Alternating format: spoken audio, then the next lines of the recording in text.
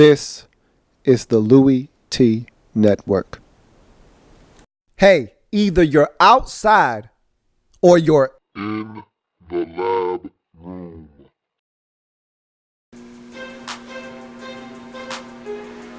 Who else could it be but me, your man? Louie T, welcome. You are in the lab room. I, of course, am your host, Lou. Thank you for joining me. Welcome to the NFL Draft Prospect 101, your guide to the hottest and biggest names in the upcoming 2015 draft as we break them down one by one. We started with the quarterback position.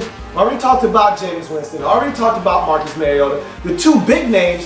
But here's a secondary guy in Brett Hundley, probably the next big prospect behind those two in this draft if you're talking about the quarterback position. Now, he's got some deficiencies, some holes in his game he's going to have to overcome, but nonetheless, this is a talented young man. Let's break him down, talk about pros first. Things you can measure: ideal size, 6'3", 226 pounds, solid build, can also move, which takes us to our next strength.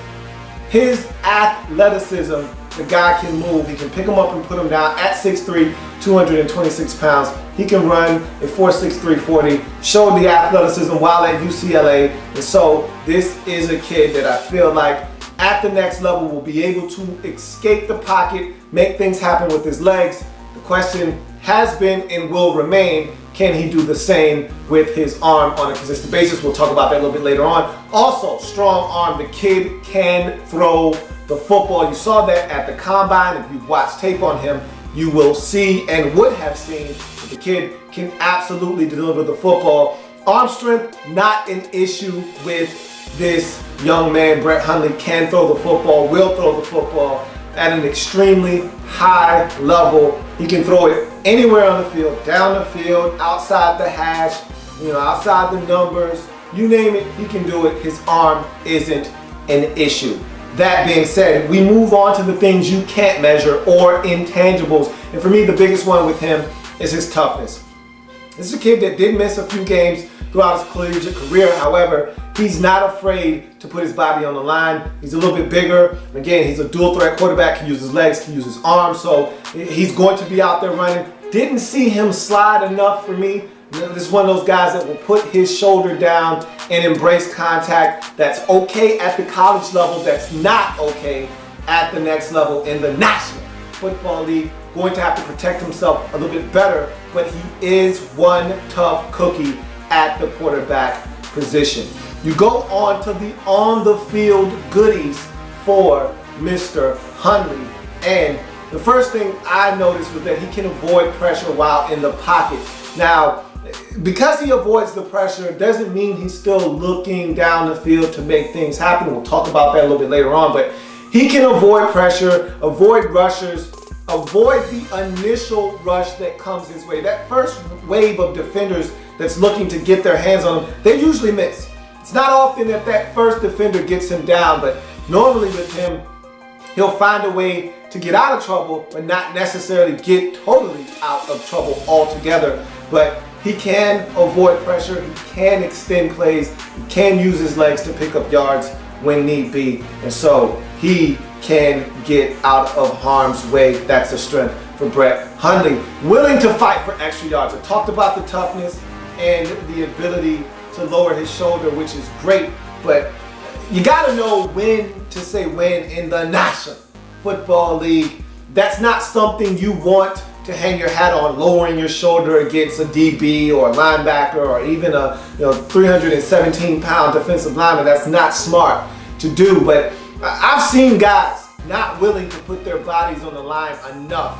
I'll give you an example. I saw Matthew Stafford in one situation, third and about, let's call it 4, and he scrambles out of the pocket. Matthew Stafford, not the most nimble guy in the world, but third and 4 situation against the Patriots, if I'm not mistaken, has a chance to pick up a first down. The guy slides feet first right before he runs out of bounds. 1 yard short of the sticks. Mind you, the defender that was coming that forced him to slide wasn't close enough to stop him from diving, getting the first down, and not even being touched by that defender. That defender would not have gotten there soon enough to stop Stafford from diving for that first down, picking it up, and he would not have taken a shot. Instead, he didn't have the heart to risk his body. He made a business decision. Team had to punt the football. They ended up getting blown out in that game. Again, you never know what one first down can mean for a drive. You never know what one drive can mean for an outcome of a football game. Brett Hundley willing to put his body on the line to get a first down. Now again, know your time, know your distance. If it's 3rd and 7, you're 3 yards short, I don't need you lowering your shoulder when you're 3 yards short of the sticks. I don't need you diving when you're 3 yards short of the sticks. But if it's a yard there, it's 3rd down, you need to sell out. He's willing to do that, and that's something that I like to see, and I like to see it out of Brett Hundley. He's pretty accurate short to intermediate, okay? His career completion percentage, 67.5. Very high. Again, played in a spread offense, which we'll talk about a little bit later on, so that skews that number just a bit. But in the short to intermediate game, I thought he was magnificent throughout his career, and his completion percentage numbers went up each and every single year he was a starter. From his freshman year all the way to his junior year, it steadily went up. So he continued to progress as a passer of the football from 66.1 to 66.8 all the way to 69.1% at the end of his career. So he got better as a passer, more consistent with his throwing the football down the field. He started to hit some plays down the field later on in his career, more so than he did at the beginning of his career. So I like the maturation of Brett Hundley as a passer of the football, and he is most deadly when throwing the football short to intermediate.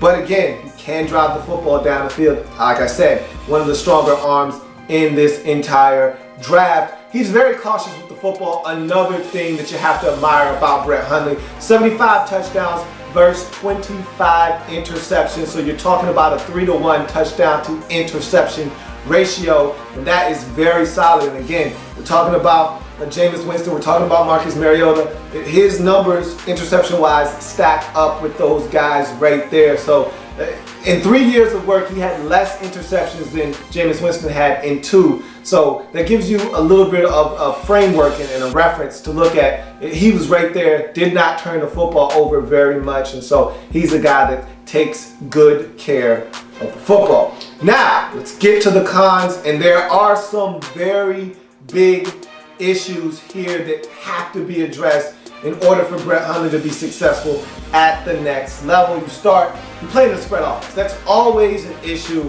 when it comes to translation to the next level. Again, normally that's the biggest issue when you're talking about a quarterback when you're in the evaluation process. That's not even his biggest problem. That is the start of his problem. I'll talk about the biggest issue I have with him a little bit later on. But of course, you play in a spread offense. 3 things are always questioned right off the bat. Can you read defenses? Can you throw into tight windows consistently? And of course, how's your footwork? Those are all things that need to be addressed with Brett Hundley.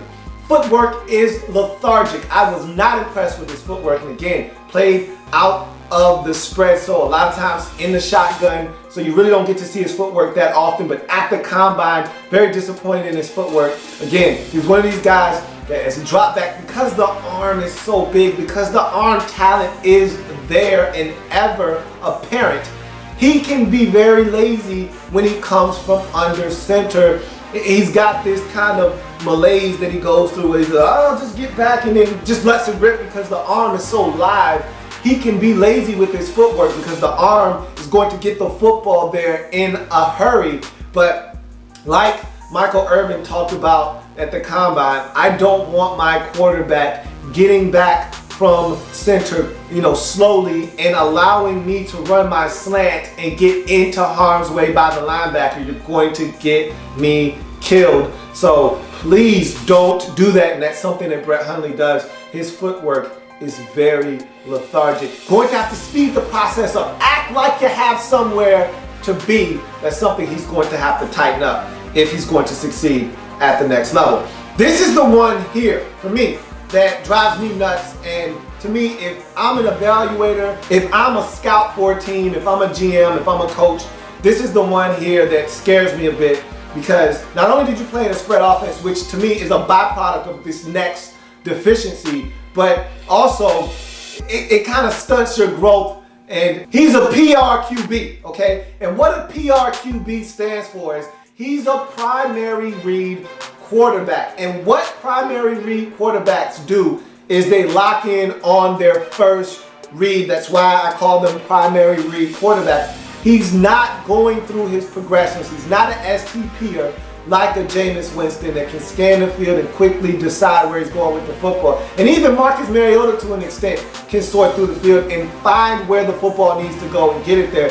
He's not doing that. He's a one-read quarterback. He's a primary read quarterback. And so he's looking at that first read. He's staring that guy down, and he's waiting for him to come open so he can throw him the football. If he doesn't, and the pressure comes, he's out of there. He's out of the back door. He's not waiting around to see what else is developing. He's getting out of there. He was 0-4 versus Stanford in his collegiate career. Lost to him twice in his freshman year. Lost to him again in 2013 and again in 2014. And I watched those tapes to see why he struggled with Stanford. And they did a magnificent job of not only applying pressure and switching up between zone and man to kind of give him a lot of things to think about, make his brain work a lot harder and have to work faster, and he wasn't comfortable with it. But they also did a great job of taking away the primary read, forcing him to deflect his attention elsewhere and start to worry about the rush that was coming his way. And he's the guy that does not keep his eyes down the field, which takes me to my next weakness for Brett Hundley.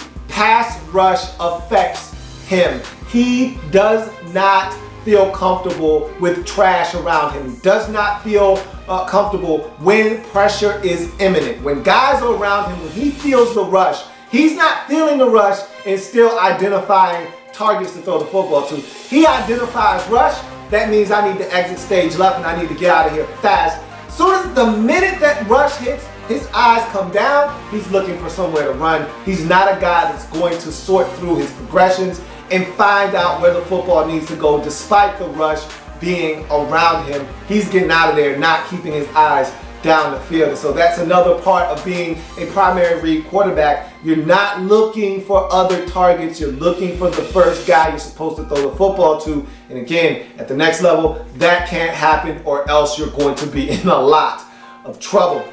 Sacked way too much, and I think all of those really go hand in hand, okay? You talk about playing in a spread offense, which limits what you have to do in terms of reading defenses. So you become a primary read quarterback in his case. Then from being a primary read quarterback, that allows you to now take your eyes off the field because your first target isn't open. Now you panic, you get out of the back door, so the pass rush affects you. And because the pass rush affects you, you're looking to run too fast, even in instances where you don't need to run, so you get sacked. And that's something that he struggles with. He'll lock onto that first target as a primary read quarterback, and he'll sit and he'll wait for that guy to come open. What happens when that guy doesn't come open? You get sacked. That's what happened to Brett Hundley at UCLA. 124 sacks for Mr. Hundley at UCLA in 3 years. Just to give you some perspective on how outrageous that number is,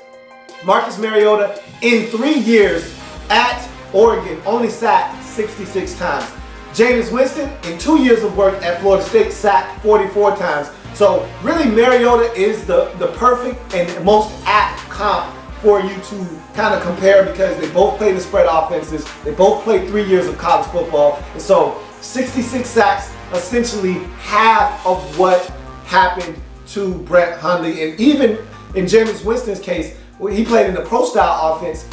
22 sacks per year essentially is what that equates to. If he were to play another season, he would have had 66 sacks, matching the total by Mariota, still basically half of what was done by Brett Hundley. So he is sacked entirely way too much because he holds on to the football, because he's a PRQB, primary read quarterback, because he played in the spread offense. Brett Hundley right now is severely behind the other two quarterbacks in this draft. But if you ask me, someone's going to fall in love with the athleticism. Someone's going to fall in love with the arm talent. To me, he's a third-round quarterback. Someone's going to take this kid in the second round. You watch. I'll tell you what, too. He reminds me of Logan Thomas, a guy that was taken in last year's draft out of Virginia Tech by the Arizona Cardinals in the 5th round. To me, he's a smaller version. Again, remember, Logan Thomas was 6'5", 6'6", big arm, ridiculous arm, cannon for an arm, athletic guy, can run, can move, can make things happen, but he made a lot of mistakes. The difference between Logan Thomas and Brett Hundley is much better with the football, doesn't make the same amount of mistakes that Logan Thomas did, but Logan Thomas played in a pro-style offense at Virginia Tech, so there's a little bit of a difference there. But if you're talking about the same type of traits and characteristics, he looks a lot like Logan Thomas to me, and that's where Brett Hundley is going to have to separate himself. He can't allow himself to be put in a box like Vince Young and be put in that kind of mold where they're looking at you as a read option, spread offense quarterback that can't read defenses, that can't do the things that successful quarterbacks do at the next level. That's the obstacle that Brett Hundley is going to have to overcome. He's going to have to work very vigorously to do exactly that. That's going to do it for the NFL Draft Prospect 101 breakdown of Brett Hundley. Come back and join me as I continue to break down these prospects in random order. That happens in the National Football League. Whether big or small, we cover it all here in the lab room. Come back and join me as I continue to break down anything and everything in the National Football League. See you next time.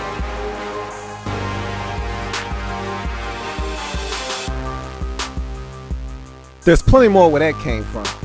While you're here, subscribe to the channel.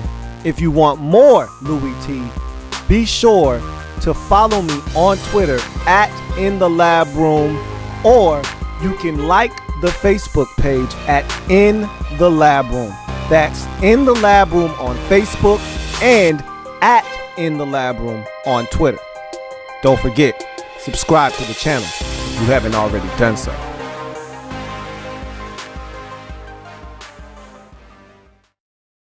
Mm-hmm.